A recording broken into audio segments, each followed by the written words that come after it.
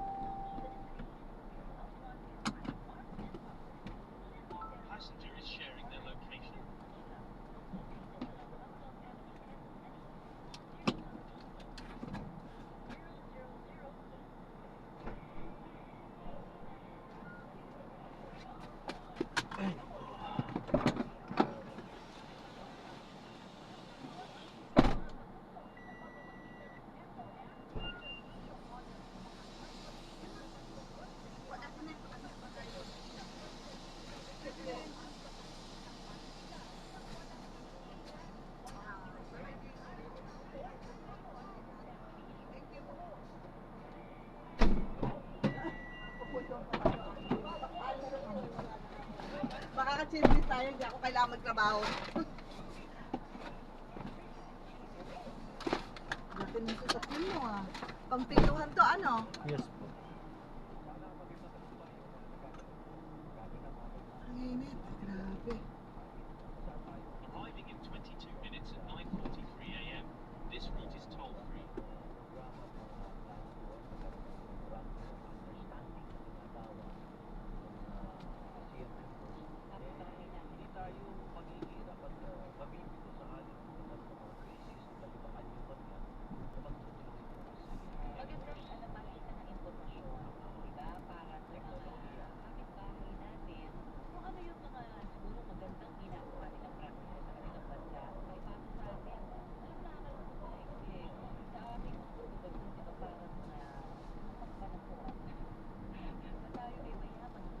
In 20 meters, keep right at the fall.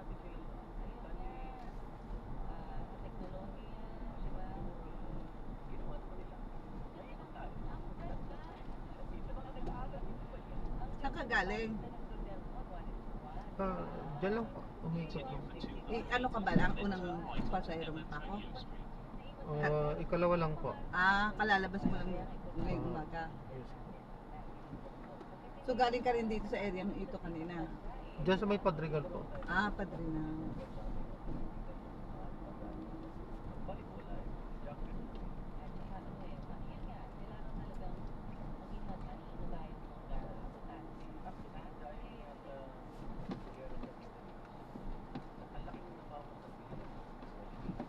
Delikado itong pader na ito. Ay, oo, babagsak na. Babagsak na. Dapat yan sila inaano ng management nitong Ba't ka, dito ka ba pinadadaan? Ba't may iba pong Meron daanan? kasing... Ito lang po, isa lang po ang exit dito mamaya. Pagpalabas. In 80 meters, turn right. Oo, kasi yun na labasan, ano, oo, delikado nga yun. Nakakatakot, no? Pag may dumaan, o humangin, tapos may dumaan, bata, o ano, bagsak yan, ano. In 40 meters, turn right.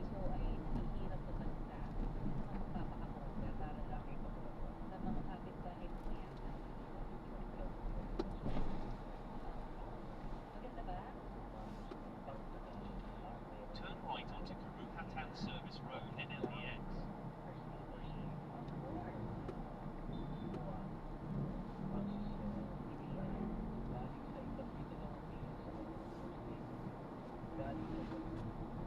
Continue for 1 kilometer, then turn right and continue on Gmont South.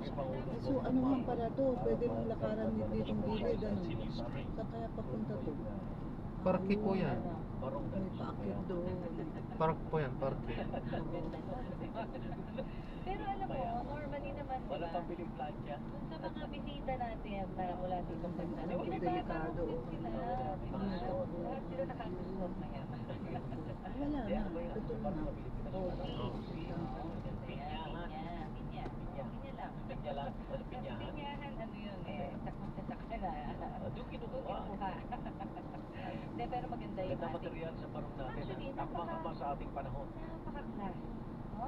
Wala tayong katulad niyan sa ibang bansa, di ba? Yung ating barong. Meron naman nagpausong maong Tagalog na maong barong. May biyak sa likod. Ay, gano'n. Ang dami na O ngayon. niro-roll yung sleeve. Ako, tuwan-tuwa ako. Nagsusuot ako ng modern na Filipiniana. Sa babae, may mga nakita ako nakabarong bagay. Tapos ah. naka-ano, di ba? Naka-jeans din. Oh, why not? Kasi yun naman ay style na sariling atin. Sa mga wedding yan na nagtino ako, mas gusto ko yung nakabarong. Ako naman gusto ko yung naka-perno. Di ba? Kasi, di ba? Talagang ano, maganda sa itsura ng babae at sa lalaki. Yan ang isa sa mga pinagmamalaki ng mga taga-Quezon na paggawa ng barong. Paano pag itigay mo doon sa China yung parang Tagalog? Sasabihin natin. Lagyan nyo ng mapa ng West Philippines. Nakalagay amin yun.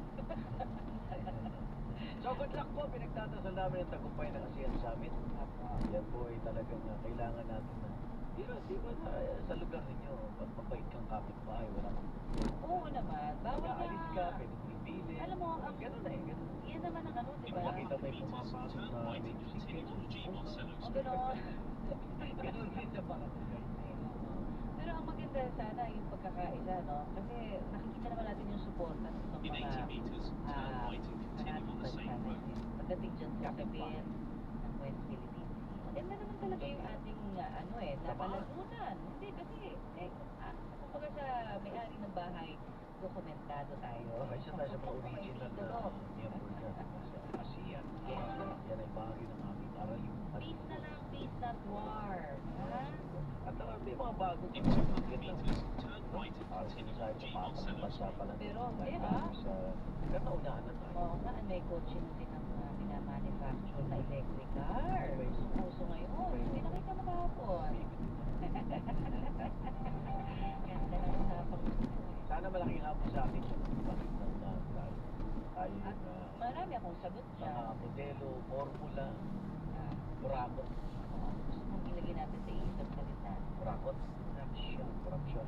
Yan talaga nagpabagal sa ating ekonomiya kasi imbis na napunta sa mga proyekto na makapagpapausap natin sana, di ba? Ay, iba't ibang larangan. Eh, di bulsa eh. Kaya ito, Nangihilan. gusto natin kahit pa paano, mabago yan eh. Hindi mga, wag mo kayo manawa na, puro impeachment, puro flood control. Marami In na 80 ang bayan. meters, Alam turn nyo, right and kaya continue lang on sa mga Saint. tao dyan, walang problema ang bayan. Yun na nga, ayusin muna natin yung sistema ng accountability. Kasi pagka napapahiya na sila, di ba, at Nahuhuli, nabubuking, nakakasuhan at higit sa lahat may nakulong. nakawalan pa tayo. Eh, baka hindi naman sila umulit na, di ba? Parang kasi ginagawa ng paraan para sila ay makatakas sa batas na ginagawa din nila eh. Mahamon sa akin dito si Jay. Oo, sabi. Ika, so may barong ni Salpanel yung sito yun. Nakita mo yun. Ay, gano'n. Yun ang kanyang Continue passion. for 500 Kaya ako na yun. meters, then turn left Walang onto masakit Avenue na. Cruise Street. Pero yun, nagpapaliw namin bro. Mula airport pa hanggang doon sa pinakalugar. Ano sasakit? Sana jeep, no? Ay, genius. Ay, pero yung meron na tayo ngayon, yung mga modern eh. Ayun, modern eh. Oo, Nawala yung tatak. Oo. Mainit daw Pinagmamakit ngayon. tayo. Bago yung mga aircon jeepney na. Yan pa na. Itsurang traditional pero naka-aircon. Continuous. Mainit, Diba? oo. So lahat ng ating kulturang Pilipino, dapat yan natin pinagmamalaki. Saka, normally, pag yung mga, Ganda ng Cebu, ah. presidente ng iba't ibang mga bansa, may kanya-kanya silang sasakyan na bulletproof, di ba? At sila'y nakalinya eh. Nakabang na yung Kanya-kanya na sila. For security purposes. Nakabang na yung mayayaman dahil lahat ka ng ASEAN sa amin, bibenta na yun eh. Baba ang presyo na dahil gawin na. Pinakamaganda yung disciplinya dito eh, sa dati sa Subic. Di ba? Ay, yes. Bawat head of state, meron kanya-kanyang pila. Kaya lang, pag napapadaan ka dyan sa Subic, hindi ko alam kung naayos na, naging dilapidated eh, sayang eh. Kung ASEAN Village yan, Tsaka yung sayang. katulad ng Pwede naman gawing Airbnb para gano'n. may kita pa rin ang Pwede, gobyerno. pwede. Hindi, actually, mga sa bahay, hospital, pwede mo different form into that eh, di ba? Mga eskwelahan. Sayang naman talaga kapag nakatayo na at wala lang, parang nabubulok pa. Maraming ganun dito sa atin. Oo nga, no, pag may mga ganyang international event, ang yabang natin magtayo ng kung ano-anong pasilidad. After nun, wala na, napapabayaan, pero pwede magamit pa sa mga future events. Sayang, kailangan maging mas masinop tayo, mas maging maagap sa mga ganyang mga proyekto. Kasi pera din ng taong bayan yan. Yun! Di ba? Pera naman. Ay, ito na naman tayo. Alas 9:29. Nasa linya natin, Manila Representative In Joe 100 Chua, meters, turn left onto Medina Cruise Street. update, yung bilang ba makukuha yung 106? 106, Dahil sabi ng NUP, conscious vote sila, hindi political no? At may mga yung lakas CMD, boto rin yata, paborito. Kaya doon sa 54, kasama na si Cherry Zero, naging 55 pala, 55, In 80 meters, turn left. ng mga partido, mga sosobra nga ng 106. Alamin natin mula kay Congressman Chua. Kong, good morning, Igan at Cory. Magandang umaga, Ikan and Connie, at Good sa lahat po morning. ng yung taga-subaybay. Magkasabay ba yung nagbibilangan kayo at may gumagapang? May mga umaatras daw, ayan o. Anong balita sa House? Mukhang dire-diretso naman sa Senado. May 11, no? Pinamamarkahan ko na sa kalendaryo. More or less po, may 11 yung puputuhan. Una-una po, isasala muna doon sa plenaryo at bubuksan ng period of interpellation. Baka may mga gustong magtanong. So, pagkatapos po nun ay pagbobotohan po yan. At pagbabantay dito sa pondo. Kamusta po? Meron ba tayong confident ba tayo? Katulad nung last week na nabanggit nyo. Pagbabantang walang ilalabas sa pondo o kaya ibablock sa darating na election. May mga ganun pa. Sa social media ko lang napapanood yun. Alam niyo po ninyo, lahat ng mga kung ano-ano mga balita naririnig ko. Ako rin sa social media ko rin lang napapakinggan yan eh. Pero ang totoo po niyan ay eto naman, unang-una ang pagbabasihan natin dito ay yung probable cause base sa ebidensya at marami naman pong mga kasama tayo na nakasubaybay dito. Nung bago po mag-committee hearing, marami po tayong nakakausap na parang medyo alanganin. Pero nung nagbukas po ang sesyon, pagkatapos po ng mga committee hearing, ay marami po ang naliwanagan at mukhang nagbago rin po yung kanilang pananaw at appreciation po dito po sa mga ebidensya na naglabasan. So ako po naniniwala na baka mahigitan pa natin yung required na 1%. Teka muna, yung 2 billion, naging 2 million, sabi ng kampo ni Atty. Vance Scarpio, asawa ni VP Village Sara. daw. Oh. Village, ni-report ba sa House of Justice yan na nagkamali ba ang AMLA? Wala pong sulat, wala po kami sulat na natanggap dito. Hindi po ito na-discuss nung sa committee hearing. Kung meron man ay siguro mas maganda ito ay gamitin nilang depensa pagdating po dito sa session, sa trial, sa Senado. Pero assuming merong pong glitch, no? Bakit ngayon lang? Ano po ba ito? Kung lang po ba ito ginagawa nila? So, tignan po natin yan. Dapat Diba? so, maraming account, hindi lang isa. At saka alam po ninyo yung mga sinasabi nila kung sa Ano pa, malapit na ako. Diba? Bakit puro Ha? sa media nila nilalabas? Bakit Hello? hindi po nila Malapit na nilabas? ako, malapit. Maraming salamat po sa panonood. Hanggang sa muli, ingat. God bless. Paalam po. For Prime Minister Kishida, which will be a good sign also. Highly connected sa ASEAN, so patuloy ang pagpapakita ng mga friendly nations, nations with like-minded views on rule of law, or UNCLOS, or the victory of the Philippines. Patuloy ang support sa atin. Ay, hindi na namin kay Abulahin, Professor. Naghahanda ka ngayon dyan. At Yes, sir. Thank you. magbalitan tayo sa susunod na mga araw. Ingat ka. Good luck. Salamat. Yan, salamat. Professor Dindo Manhit, yung political analyst at CEO ng Stockbase. Nandun po siya, moderator siya. Ito po sa ilang mga papasok siya sa isang session kung saan nandun yung mga European delegates. Okay Arisado ang mga taga Hindi, magandang sinyalis yun na talagang Kababayan bumiyagi. mo. Oo, hello po sa inyo. Sa European Union. dahil ikaw ay may Lahi lang naman. Spain. Ako naman yung mga German Shepherd. German ka. Ako naman yung mga delegates from Italy. Mga Clavio. Welcome po sa Italiano ka pala. Italiano. Pwede. Medyo distant relative ko si Leonardo. Leonardo De de Clavio. 9:48, babalik ang 1-on-1. Walang personalan. Ayan, maraming salamat po sa panonood. Hanggang sa muli po, ingat at God bless. Paalam po.